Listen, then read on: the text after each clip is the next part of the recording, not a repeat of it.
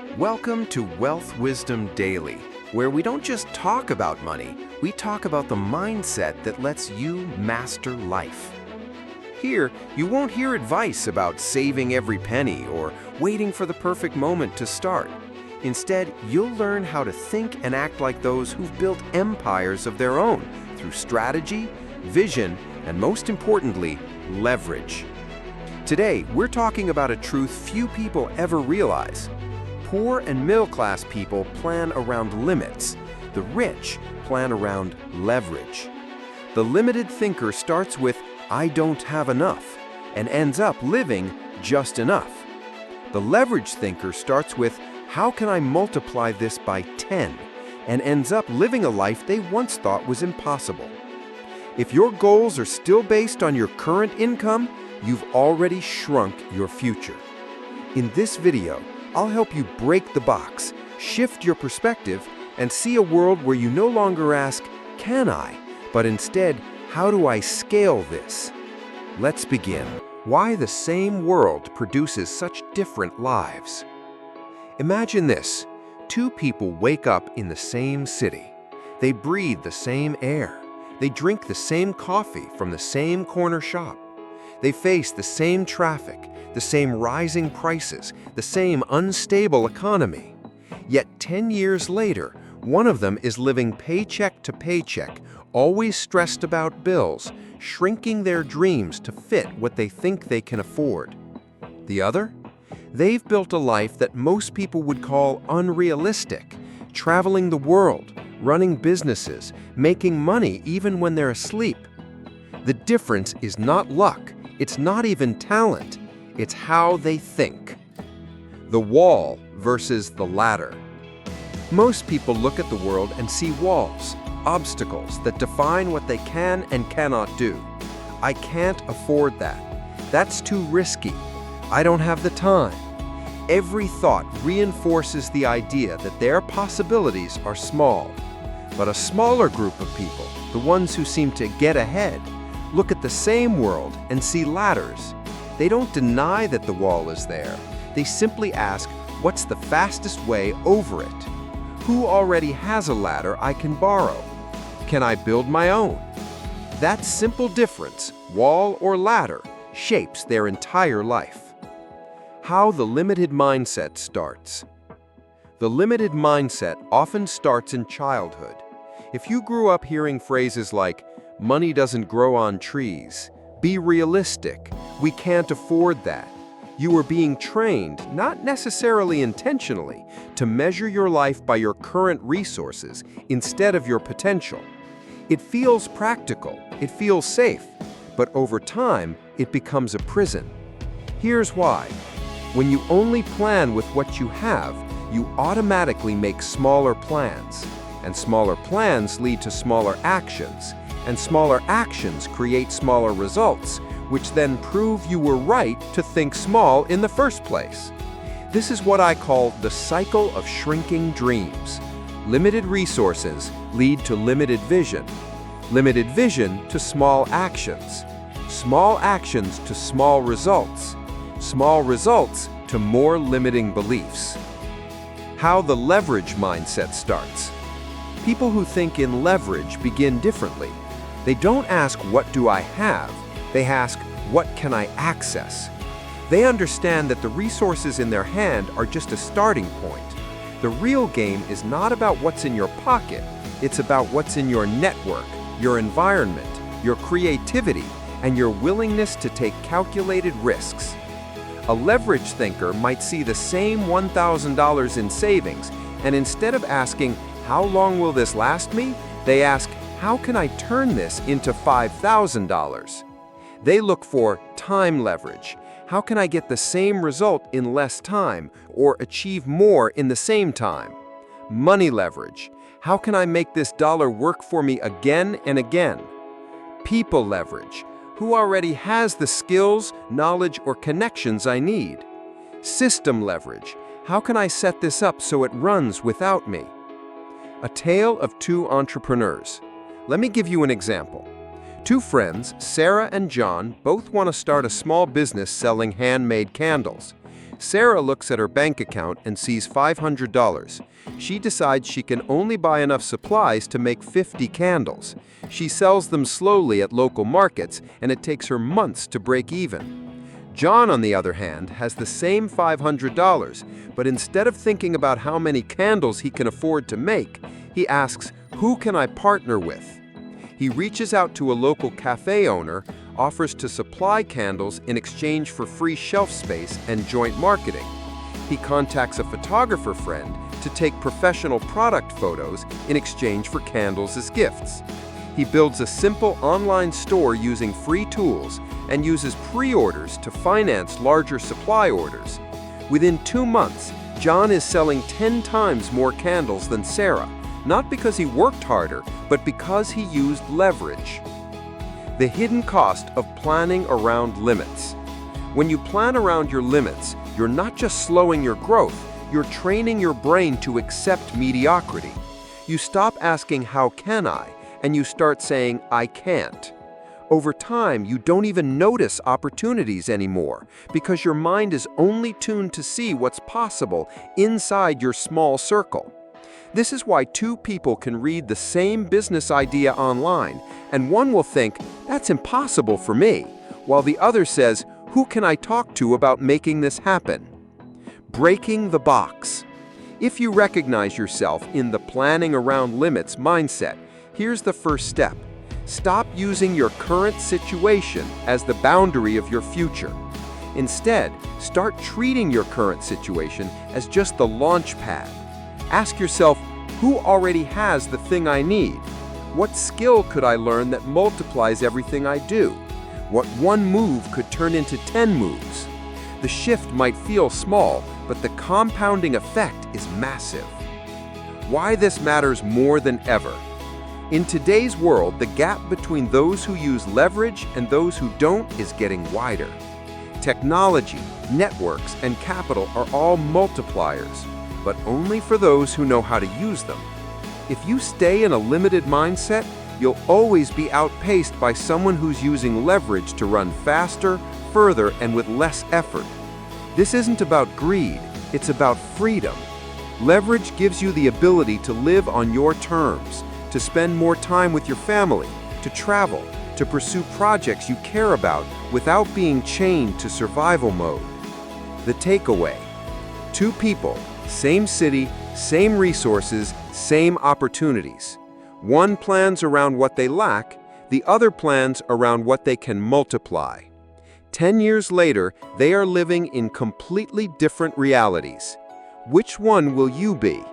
Because in the end, the size of your life is not determined by the size of your starting point. It's determined by the size of your thinking and whether you build with limits or with leverage. The limited mindset, the invisible prison. You can't escape a prison you don't even know you're in. And for millions of people, that prison isn't made of iron bars or locked doors. It's built from beliefs, fears, and practical thoughts they've carried for years. This prison has no guards, no locks. You can walk out at any time.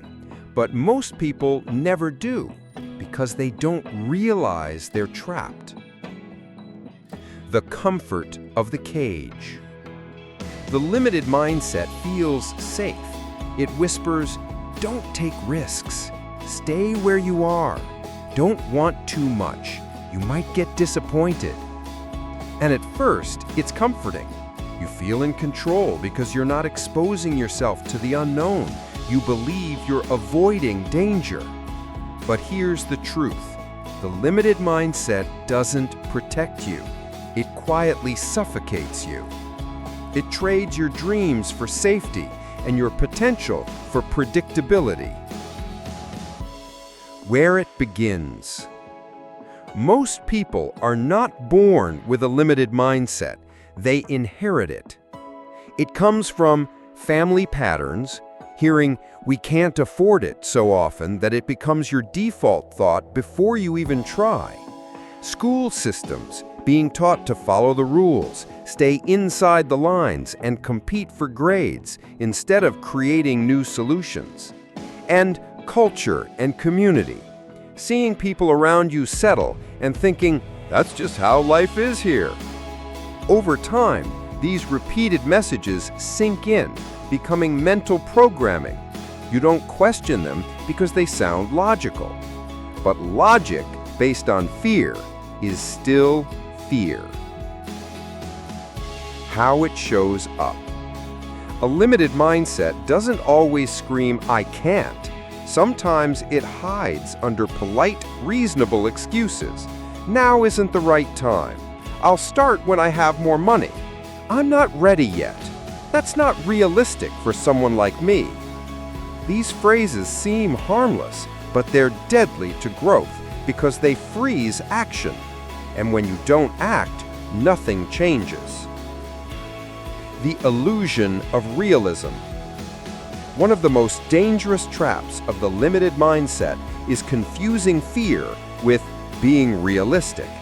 It's the voice that says, you should be grateful for what you have. Don't push too far. Gratitude is important, but when it's used as an excuse to stay stuck, it becomes toxic. Being realistic is often just a polite way of saying, I'm afraid to think bigger.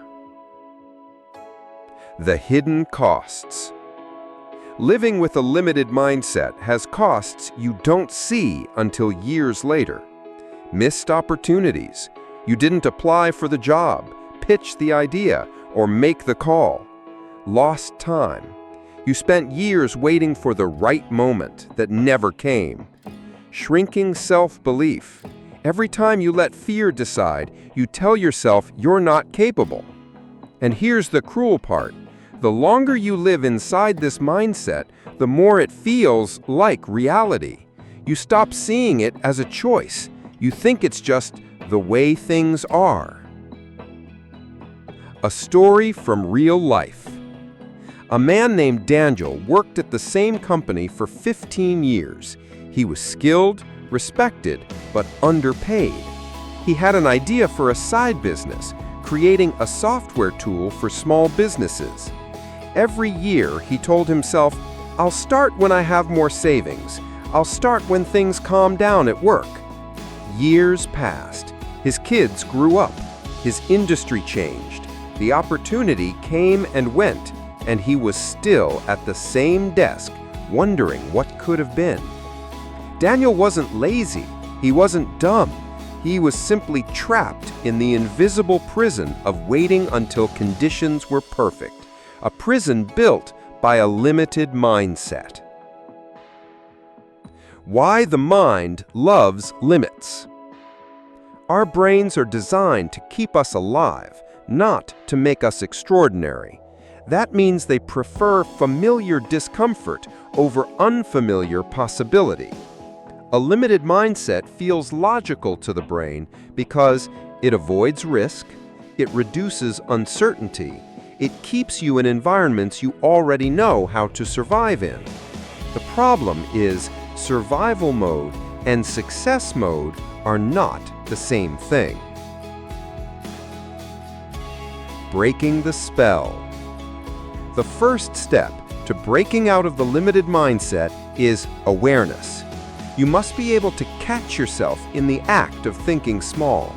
When you say, I can't because, pause and ask, is this a fact or just a belief I've accepted as fact? Most of the time, you'll realize it's not a fact at all. It's just an inherited limitation. From limits to leverage.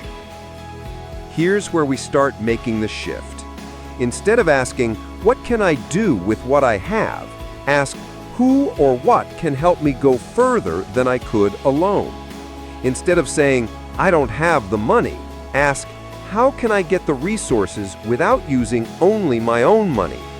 When you replace limitation-based questions with leverage-based questions, you open doors you never knew existed.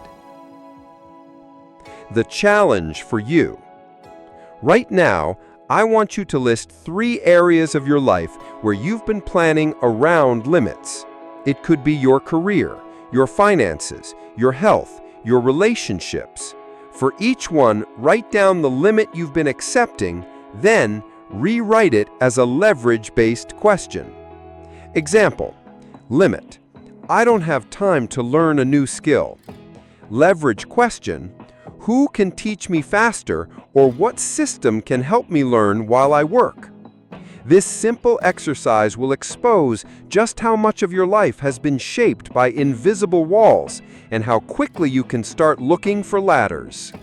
The leverage mindset is the art of multiplying results.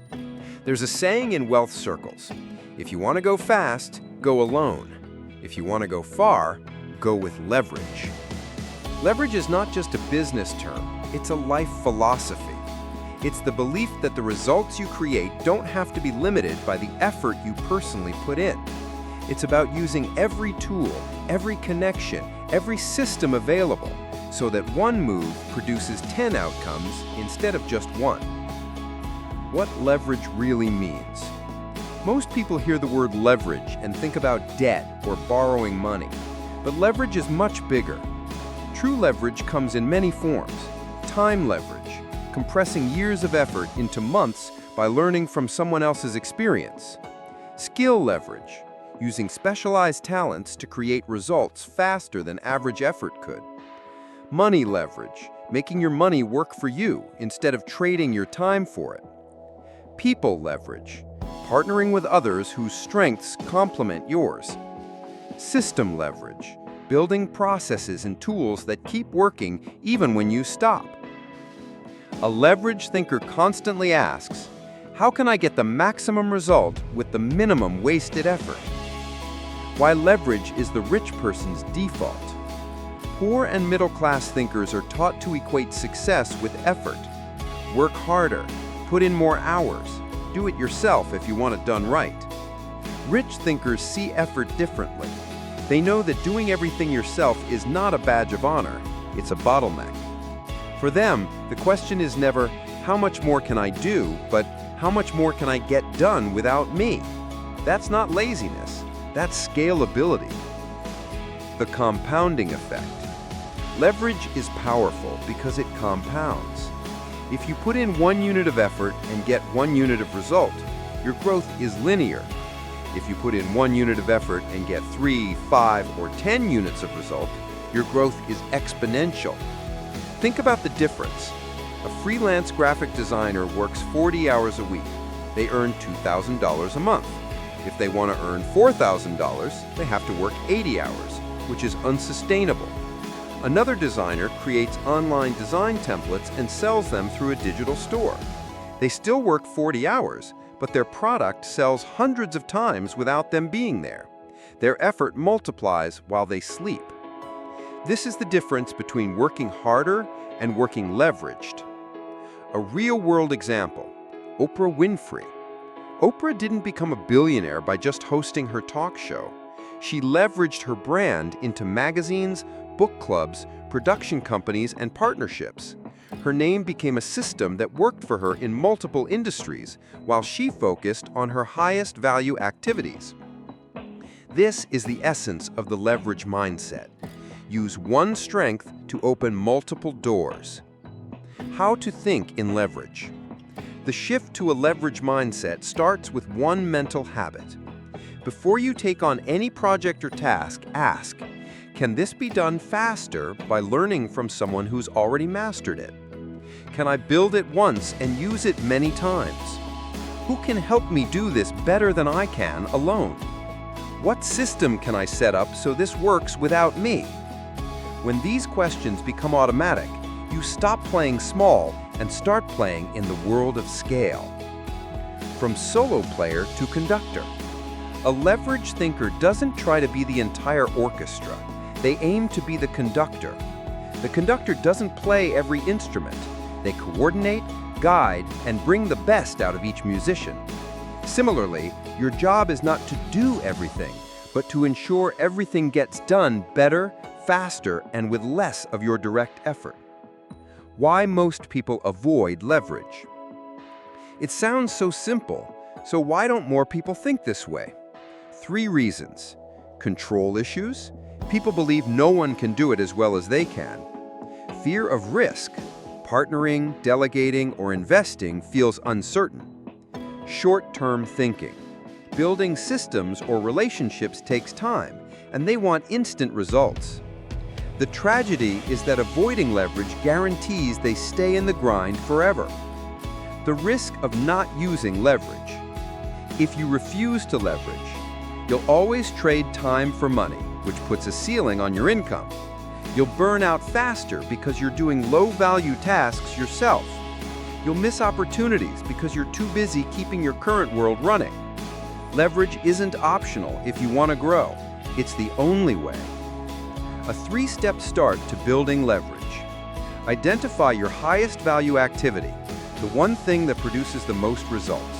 Spend more time on it. Delegate or automate everything else, even if it's just small tasks at first. Multiply your best work. Package it, scale it, and let it work for you repeatedly. An exercise for you. Right now, write down 5 things you do regularly that eat up your time, don't absolutely require you to do them, then brainstorm one way to delegate, automate, or partner on each. This one exercise can free up hours every week, hours you can then reinvest into activities with higher leverage. Side by side, limits versus leverage. Sometimes the best way to understand the power of leverage is to put it face to face with its opposite, the limited mindset. When you see the two side by side, the difference becomes impossible to ignore. It's like comparing a seed planted in fertile soil to one left on concrete. Both seeds have the same potential, but only one has an environment that allows it to grow. The starting question. Let's begin with a simple question. When faced with an opportunity or challenge, what's the first thing you ask yourself? Limited mindset. Can I afford this? Do I have the time? Do I have the skill? Leverage mindset. Who can I help me? How can I multiply this? What system can make this easier? This one difference changes everything. The first question shrinks your options down to what you can personally handle right now. The second question expands your options to include resources, people, and tools beyond your current reach. 10 clear contrasts, limits versus leverage. First, let's look at 10 clear ways these two mindsets differ. I'll give you the situation, then tell you how a limited thinker reacts and how a leverage thinker responds instead. Number 1. When it comes to money, the limited thinker says, I can't afford it. The leverage thinker asks, who can I partner with, or what can I sell to fund this? Number 2. When it comes to time, the limited thinker says, I don't have time. The leverage thinker asks, what can I delegate or automate to make time? Number 3. When faced with a skill gap, the limited thinker says, I don't know how. The leverage thinker asks, who can teach me or do it for me so I can move faster? Number 4. When an opportunity appears, the limited thinker waits for the perfect moment. The leverage thinker starts now, using whatever tools are available. Number 5. For growth, the limited thinker works harder to increase output. The leverage thinker builds systems to multiply output without burning out. Number 6. When risk shows up, the limited thinker avoids it completely. The leverage thinker manages the risk and takes calculated chances. Number 7. In networking, the limited thinker only talks to people they already know. The leverage thinker seeks out new connections with different strengths and perspectives. Number 8. When they fail, the limited thinker sees it as proof to stop trying. The leverage thinker sees it as feedback, data to adjust and try again. Number 9. When setting goals, the limited thinker adjusts the goal to fit their current resources. The leverage thinker adjusts their resources to fit the goal they want. Number 10. In their vision for life, the limited thinker focuses on survival. The leverage thinker focuses on scaling, on building something bigger than themselves. Two people, one situation. Let's imagine a real scenario. Both Maria and James want to start a small coffee shop. Maria's approach: limits. She looks at her savings, $5,000. She calculates rent, equipment, and supplies, and realizes she can only afford a tiny kiosk with very basic offerings. She decides to wait until she has more money, which ends up being never. James's approach: leverage. He also has $5,000, but instead of waiting, he partners with a bakery that has unused morning space. He offers to split profits in exchange for using their location. He gets a local artist to design his logo for free coffee for a year. He uses social media pre-orders to cover his first bulk supply purchase. Within 3 months, he's running a profitable coffee business without ever taking on the full rent cost himself. Same starting point, completely different outcomes. The speed factor. When you plan around limits, everything moves slowly because every step depends on your own energy, time, and money. When you plan with leverage, you accelerate because you're using other people's momentum. It's like rowing a boat versus catching the wind in your sails. Rowing is exhausting and progress is slow. Sailing uses the same physical boat, but you're harnessing a force far greater than yourself. The energy factor. The limited mindset drains you because you're constantly hitting ceilings. You take on everything yourself, and burnout becomes inevitable. The leverage mindset energizes you because progress feels lighter. You see results faster, and each win motivates you to build more leverage. Why this comparison matters. When you see these two side by side, you start to realize something important. It's not your resources that limit you, it's your resourcefulness. A person with no leverage can be given $100,000 and still lose it. A person with leverage can be given $1,000 and turn it into $10,000. The difference is never just money, it's the mindset behind it. Case study: the $1,000 challenge. A mentor once gave 2 of his students $1,000 each and told them to grow it as much as possible in 30 days. The first student spent the first 2 weeks researching safe investments, then realized $1,000 wouldn't yield much in that time. They gave up, keeping the money. The second student used the $1,000 to hire a small team to create and market a digital product. They reinvested the first week's sales into ads, and by the end of the month, they'd turned $1,000 into $6,500. Both had the same seed money. The difference wasn't opportunity, it was leverage. A challenge for you.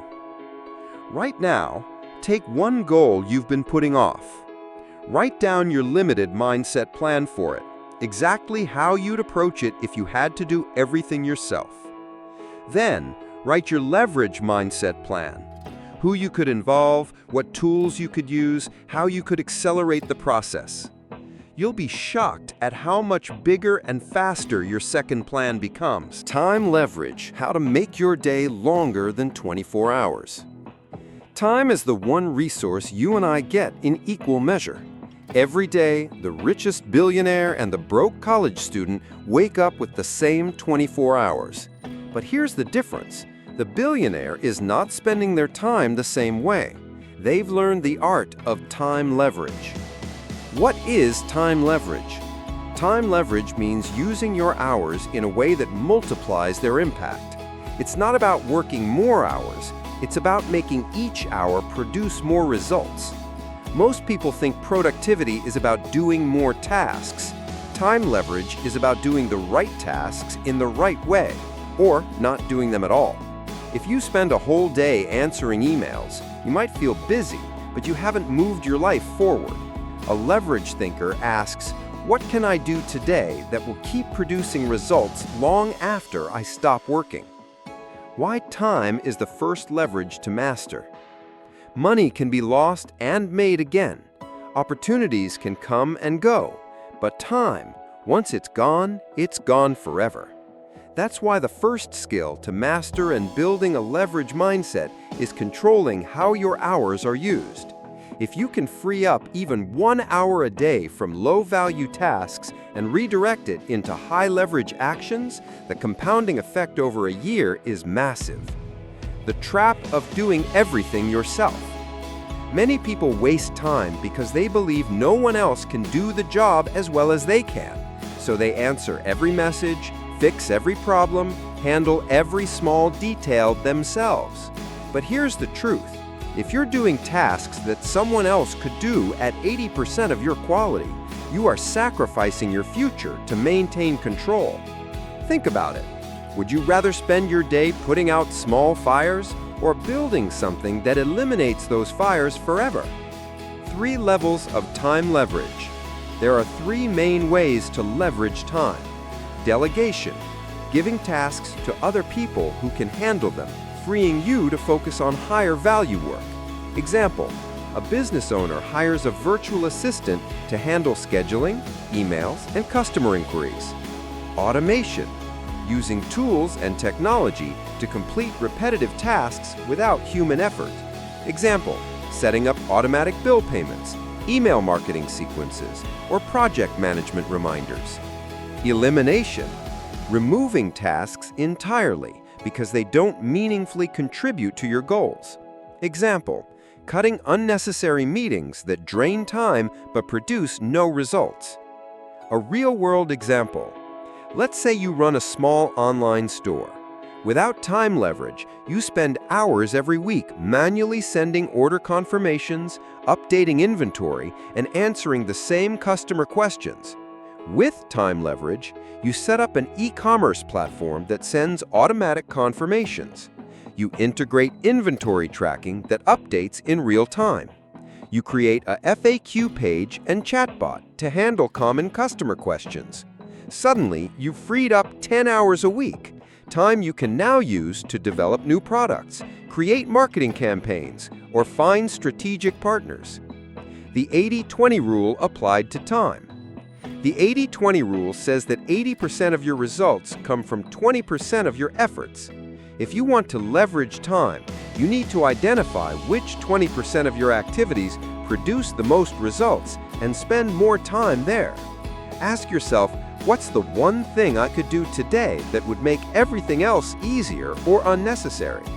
Or, if I could only work 1 hour today, what would I do in that hour? Those answers will point you toward your highest leverage activities. The compounding effect of small freedoms. Freeing up even 30 minutes a day might not seem like much, but over a year, that's more than 180 hours. If those hours are invested into skill building, networking, or scaling your business, the return on investment is enormous. Time leverage is not always about big, dramatic changes. It's often about small, consistent shifts that accumulate over time. The myth of "I don't have time." When someone says, "I don't have time," what they really mean is, "I've chosen to spend my time on other things." Time is never truly lacking. It's just being allocated, often without conscious choice. A leveraged thinker takes control of that allocation. They decide where their hours go, rather than letting demands and distractions decide for them. How to start leveraging time today? Here's a simple 3-step plan. Audit your time. For 1 week, track how you spend every hour. You'll be shocked at how much time leaks away into low-value activities. Identify leverage opportunities. Circle the tasks someone else could do, a tool can handle, or you could cut completely. Reinvest freed time. Don't waste the hours you've freed up. Pour them into activities that create long-term returns. Your time leverage challenge. Today, pick one task you do regularly that drains your time but doesn't absolutely require you. Delegate it, automate it, or eliminate it. Then take the time you saved and invest it into something that will still matter a year from now. People leverage. The power of building the right network. There's a saying, your network is your net worth.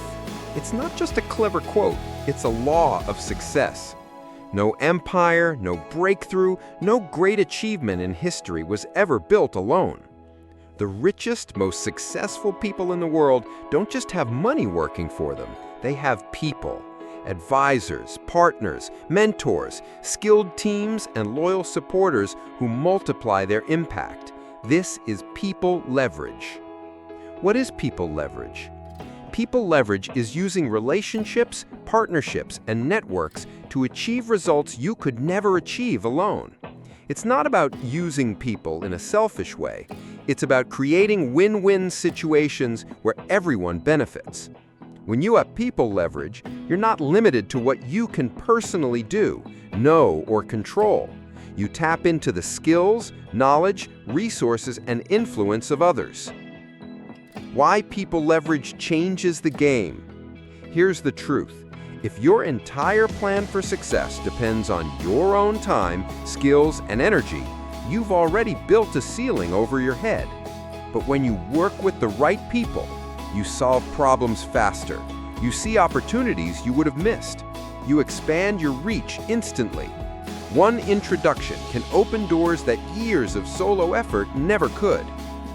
The two kinds of people in your network. Not all connections are equal.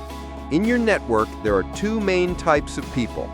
Energy givers, they inspire you, challenge you, connect you to opportunities, and push you to grow. Energy takers, they drain your time, discourage your ideas, and pull you back to the comfort zone. A leverage thinker knows how to spend more time with energy givers and limit time with energy takers without guilt. How to build a leverage network. You don't need thousands of contacts, you need the right contacts. Here's how. Be valuable first. Don't approach people asking what they can do for you. Show them what you can offer. Go where the right people are. Industry events, mastermind groups, online communities, even volunteer projects. Invest in relationships. Follow up, share resources, introduce them to others, celebrate their wins. Look for complementary strengths. Partner with people who are strong where you are weak.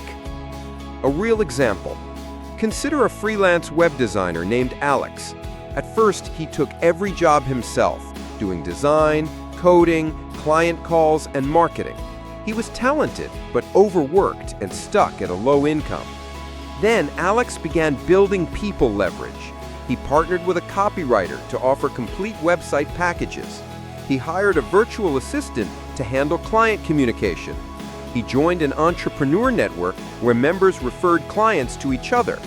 Within a year, Alex had doubled his income without working more hours. The fear that stops most people. Many avoid people leverage because they fear losing control, being let down, sharing profits. But here's the irony. By holding on to everything yourself, you guarantee slower growth and smaller results. Partnerships might mean splitting the pie, but the pie you bake together is far bigger than the one you bake alone. How to protect yourself. Using people leverage doesn't mean trusting blindly. It means choosing carefully, setting clear agreements, and building trust gradually. Good partnerships are like good investments. You do your due diligence before committing. A challenge for you. Think about one goal you've been trying to reach alone. Ask yourself, who already has the experience I need? Who could open the door I've been knocking on? Who would benefit if we succeeded together? Then make contact, reach out, start the conversation. One well-placed relationship can move you forward faster than months of hard work. Money leverage. Making money work for you. There's a point in life when you realize you will never get truly free if you keep trading hours for dollars, because hours are limited. But money can work without sleeping, without eating, without taking weekends off. This is the essence of money leverage. Instead of working for every dollar, you put your dollars to work for you. What is money leverage? Money leverage is using your capital, no matter how small, to generate more capital. It's not about reckless gambling. It's about strategically placing your money where it can grow, multiply, and keep producing returns over time. The wealthy understand that every dollar is like a worker. If you send it to the right job, it will bring friends back. If you keep it locked in a drawer, it does nothing. Why most people never use money leverage? Many people never experience money leverage for one simple reason. They see money only as something to spend, not as something to invest. Poor and middle-class mindsets treat money like a fragile thing to protect and hide. The rich treat money like a tool, one that must be put to work constantly. The shift from consumer to investor. The first step in using money leverage is changing your identity. Stop thinking like a consumer who asks, "What can I buy?" Start thinking like an investor who asks, "What can I build or grow with this?" Ways to leverage money. Money leverage comes in many forms depending on your risk tolerance, knowledge, and goals. Investing in assets like stocks, real estate, or businesses that generate income or appreciate in value.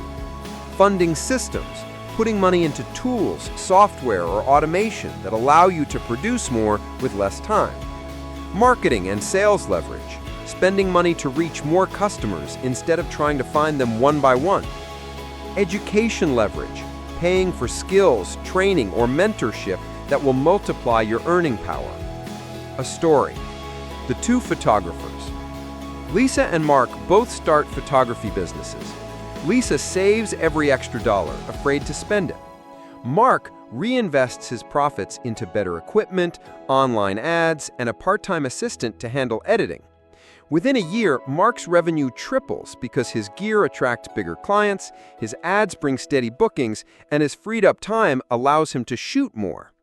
Lisa is still stuck doing everything herself, making just enough to survive. Money leverage gave Mark the ability to grow faster, without working more hours. The rule of reinvestment. The wealthy know a secret. In the early stages, you don't spend your profits, you reinvest them. Every extra dollar should go into something that produces more dollars.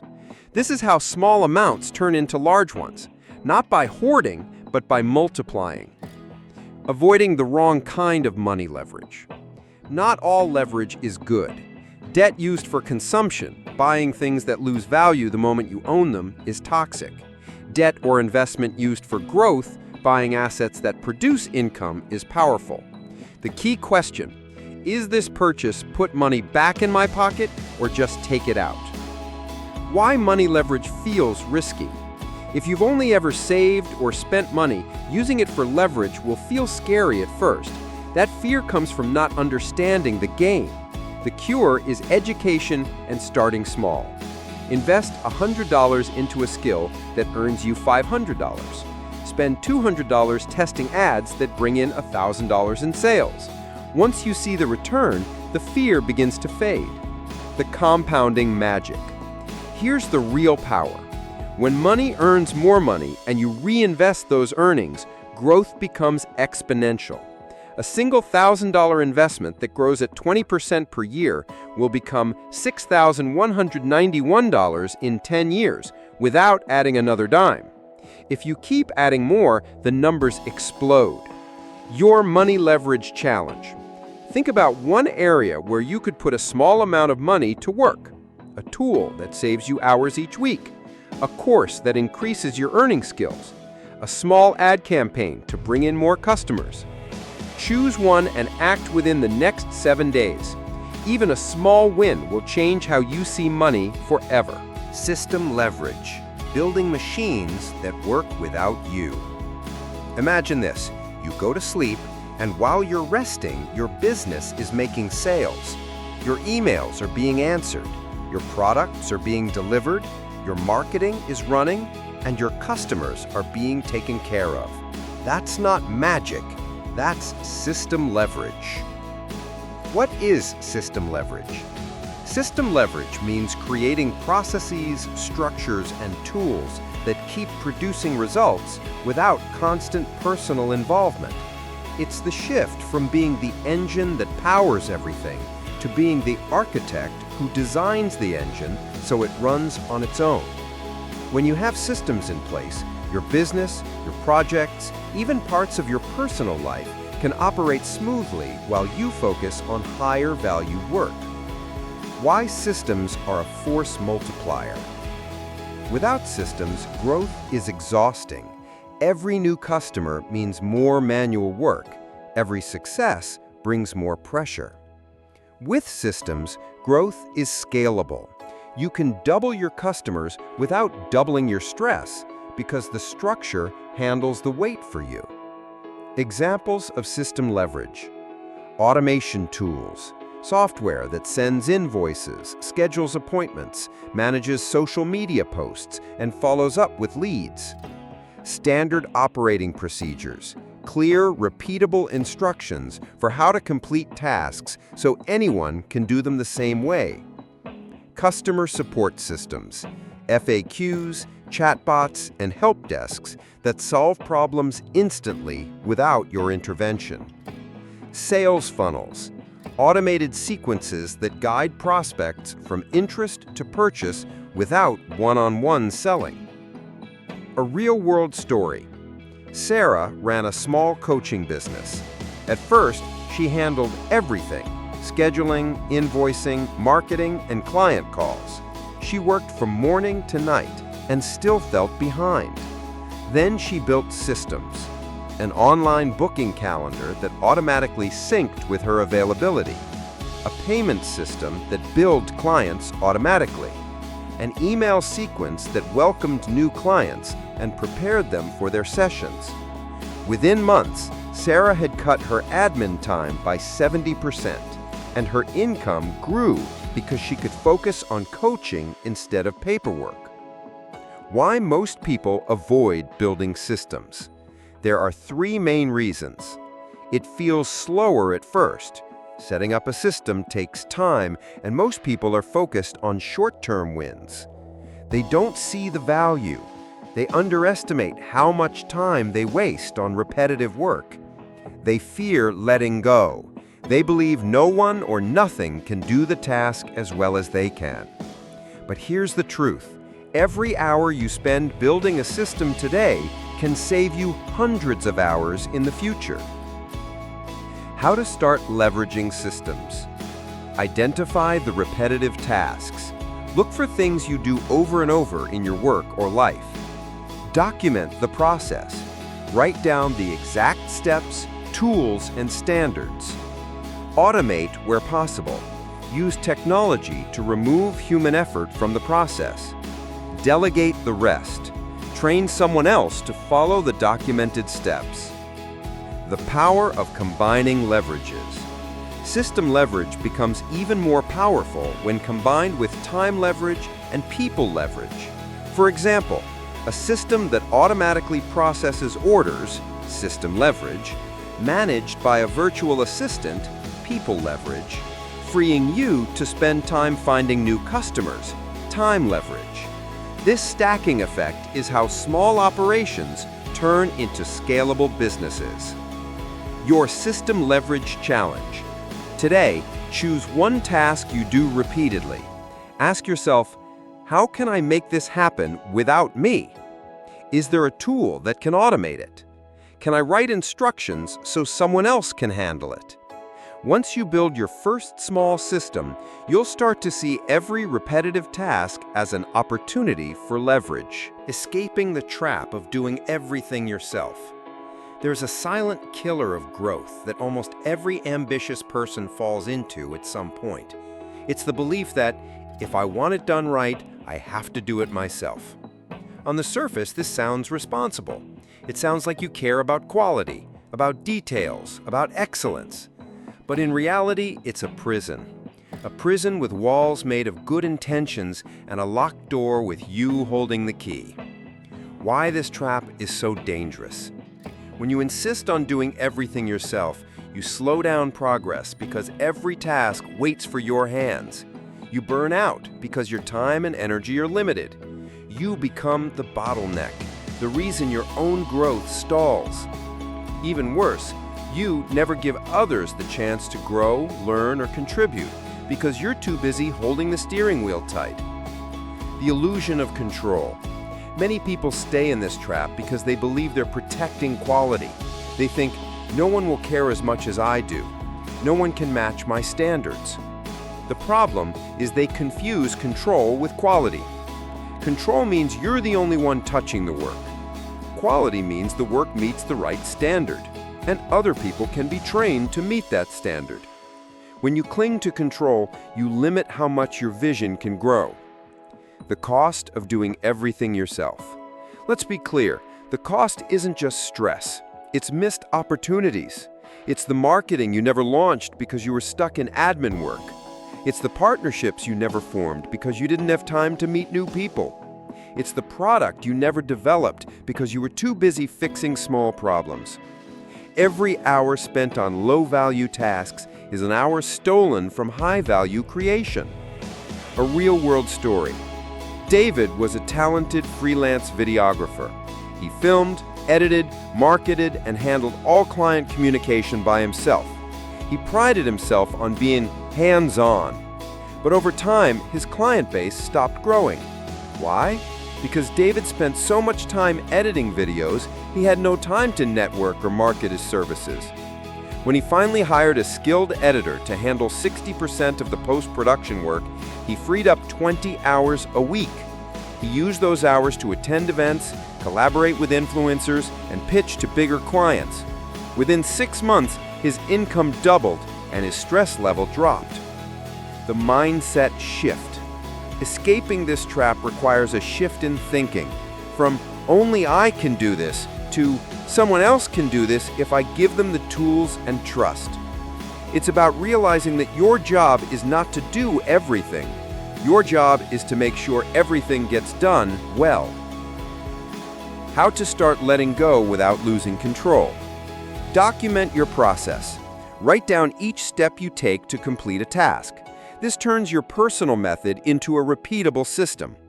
Choose the right person. Hire or partner with someone whose strengths complement yours. Start small. Delegate one simple task and review the results. Build trust over time. Focus on outcomes, not methods. Be clear about the result you want, but give freedom on how it's achieved. The 80% rule. One of the most freeing rules in leverage thinking is this. If someone else can do a task 80% as well as you can, delegate it. The extra 20% of perfection you might add is not worth the time it steals from high-leverage activities. Why you'll never scale alone. Think of the most successful companies in the world. Apple, Amazon, Tesla. Do you think Steve Jobs personally designed every iPhone circuit? Do you think Jeff Bezos personally packed every Amazon box? Of course not. They focused on vision, leadership, and innovation, and trusted teams, systems, and partners to handle the rest. Your challenge. This week, pick one task you always do yourself. Ask, is this the best use of my time? Could someone else do this with the right guidance? Then delegate it. Even if it feels uncomfortable at first, remind yourself, freedom grows every time you let go of the things that keep you small. Changing the question from can I to how can I scale this? The quality of your life is shaped by the quality of the questions you ask yourself. If your questions are small, your results will be small. If your questions are bold, your results will expand to match them. This is why one of the most powerful shifts you can make is moving from asking, can I, to asking, how can I scale this? The problem with can I? When you ask, can I, you're really asking for permission from your own doubts. You're inviting fear, self-limitation, and hesitation to have the first word. Can I focuses on your current resources. It looks at your time, your money, your skills right now, and decides what's possible based only on that. The result? You set goals that are safe, familiar, and far smaller than your true potential. The power of how can I? When you replace can I with how can I, the conversation in your mind changes. You move from permission-seeking to solution-seeking. Instead of debating whether something is possible, you start exploring the paths that make it possible. Your mind opens. Creativity turns on. You begin to see resources, people, and strategies you wouldn't have noticed before. The multiplier word, scale. Adding one more word changes everything. Scale. Scale means you're not just thinking about doing something once. You're thinking about multiplying it, repeating it, and making it bigger with less extra effort. Can I sell this product becomes, how can I sell this to 10 times more people without 10 times more work?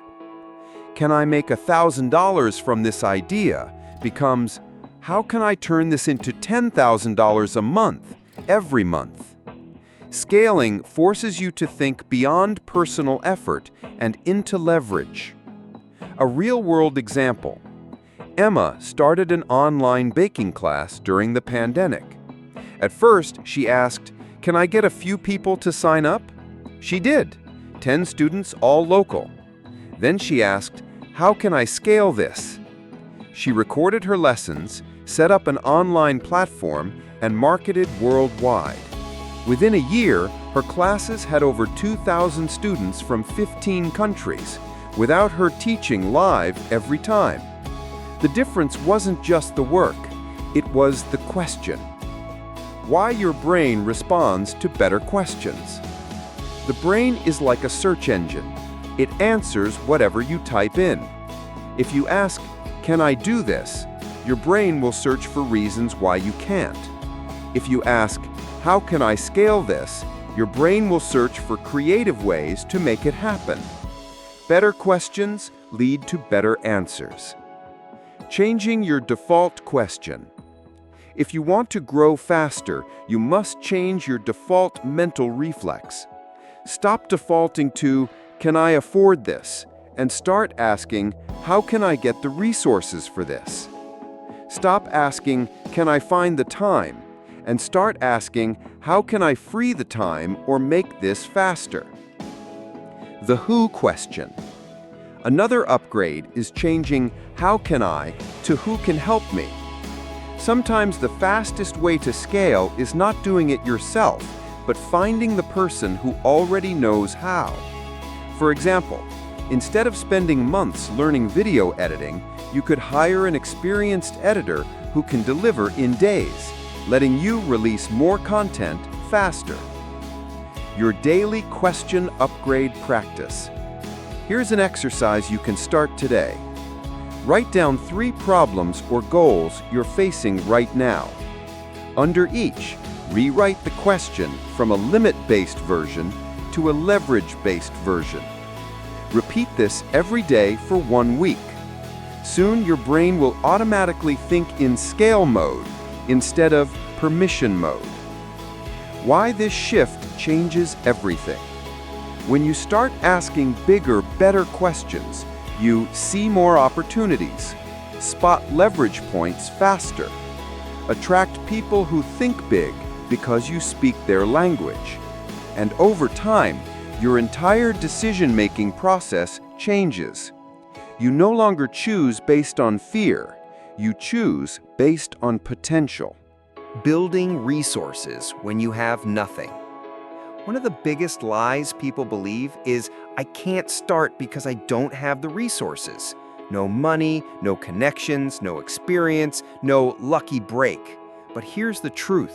The most powerful form of leverage often comes when you start with nothing, because nothing forces you to be resourceful. The myth of needing to be ready. Waiting until you have enough before you start is just fear disguised as logic. If you look at the stories of successful entrepreneurs, innovators, and creators, you'll see a pattern. They didn't start because they were ready. They started, and that's how they got ready. The real currency you already have. Even if your bank account is empty, you still have resources you can use as leverage. Your skills, Whatever you can do well, even if it's small, can be traded, taught, or packaged into value for others. Your time. You may not have money, but you can invest time into learning, networking, or creating. Your energy. A strong work ethic and persistence can open doors money can't. Your network potential. Even if you don't know the right people yet, you can meet them. Leveraging other people's resources. If you can't supply the money, the location, or the tools, find someone who can and give them a reason to work with you. Partnering. Bring skills to the table that complement someone else's resources. Bartering. Trade what you have for what you need. Revenue sharing. Offer a percentage of future profits instead of upfront payment. A real example. Jake wanted to start a small t-shirt brand but had no money for printing. Instead of giving up, he approached a local print shop with a proposal. He would design the shirts and handle all the online marketing, and the shop would print orders as they came in. They split the profits. Jake never touched a printing press, never bought inventory, and still built a profitable business, starting from zero. The skill stack strategy. If you feel like you don't have enough to be valuable, start stacking skills. Learn things that combine well and create unique value. For example, photography plus social media marketing, cooking plus video editing, writing plus web design. When you combine skills, you make yourself more useful and more attractive as a partner. The 30-day resource sprint. If you're starting with nothing, here's a simple 30-day challenge. Week 1. Identify 3 skills you already have and 3 you can start learning immediately. Week 2. Reach out to 10 people or businesses where your skills could help them. Offer to collaborate or trade. Week 3. Use free tools and platforms to create something tangible. A sample, a demo, a small portfolio. Week 4. Launch a small project using only the resources you've gathered this month. By the end of 30 days, you'll have more than you started with because you'll have moved. The mindset that makes it work. You must shift from thinking like a consumer to thinking like a creator. Consumers say, "I don't have it." Creators say, "How can I make it?" Every time you hit a wall, remember, the people who built skyscrapers once stood on empty land. The risks and mistakes of using leverage. Leverage is powerful. It can multiply your results, but it can also multiply your problems if you don't handle it well. Think of leverage like fire. In the right hands, it cooks your food and warms your home. In the wrong hands, it burns everything down. That's why, if you want to build lasting success, you must understand the risks and avoid the mistakes that can turn leverage from your greatest ally into your biggest liability. Why leverage can backfire. Leverage amplifies whatever you put into it. If you have a good plan, leverage will help it succeed faster. If you have a bad plan, leverage will help it fail faster, and often more painfully. This is why preparation, awareness, and caution are as important as ambition. The 4 main risks of leverage. Overextension. Taking on more than you can handle financially, physically, or emotionally. Wrong partnerships. Working with people who don't share your values, vision, or work ethic. Unstable systems. Relying on tools or processes that can break and disrupt everything. Complacency. Assuming the leverage will run itself forever without monitoring or adjustment. A real-world example. Michael saw rapid success in his e-commerce business. He leveraged credit cards to scale inventory and marketing quickly, but he didn't track cash flow carefully. And when sales dipped for 2 months, he was left with massive debt and no cushion. His mistake wasn't using leverage, it was using it recklessly, without safety measures. How to protect yourself. Do the math. Always know the numbers behind your leverage. How much risk are you taking? How much can you afford to lose? Build a cushion. Have reserves of time, money, or resources before you scale aggressively. Vet your partners. Check backgrounds, references, and track records before committing. Test small first. Before you roll out on a big scale, test the idea on a smaller, safer level. The safety net principle. Treat leverage like driving a fast car. You can go far, but only if you keep your hands on the wheel and your eyes on the road. A safety net, whether it's savings, backup plans, or strong contracts, ensures that one mistake doesn't wipe you out completely. Why fear shouldn't stop you. Yes, leverage carries risks, but so does doing nothing. Avoiding leverage out of fear keeps you stuck in slow growth, working harder for smaller gains. The goal is not to avoid leverage, it's to use it intelligently. The daily habits of a leverage thinker. Leverage is not just a strategy you use once in a while, it's a way of living. And like any way of living, it's built on habits, small, repeated actions that create massive results over time. You can't wake up one morning, decide to use leverage, and expect instant transformation. You have to train your mind, your schedule, and your decisions to operate in a leverage-driven way every single day. Why habits matter for leverage? Leverage multiplies both good and bad patterns. If you have strong habits, leverage will make them more powerful. If you have weak habits, leverage will magnify the chaos they create. This is why wealthy, highly effective people are often obsessive about their routines. Not because they're boring, but because routines keep the machine running smoothly. Habit 1. Asking the leverage question daily. Every morning, ask yourself, what's the one thing I can do today that will produce results long after today? It might be recording a training video that can be used again and again. It might be building a relationship with someone who can open doors for years. This habit forces you to think beyond immediate wins. Habit 2. Delegating one more thing each week. Delegation is like a muscle. The more you use it, the stronger it gets. Each week, find one task you currently handle yourself and ask, who else can do this? Over time, you'll find your days filled with higher value work instead of low value busy work. Habit 3. Documenting everything repeatable. Leverage thinkers don't reinvent the wheel. When you do something that works, write down the exact steps. Turn it into a checklist, a template, or a guide that you or anyone can follow without starting from scratch.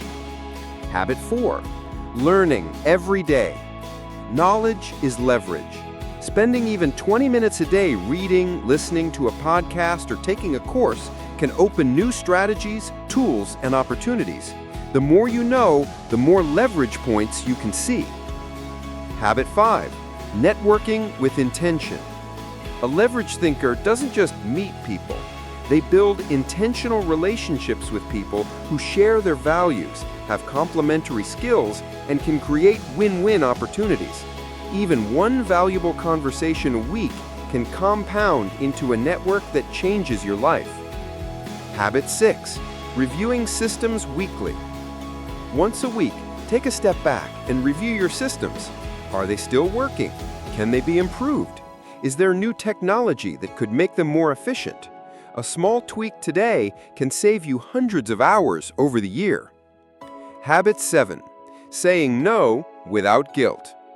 Leverage thinkers understand that every yes to something low value is a no to something high value. They protect their time and energy fiercely because they know focus is fuel. A real-world example.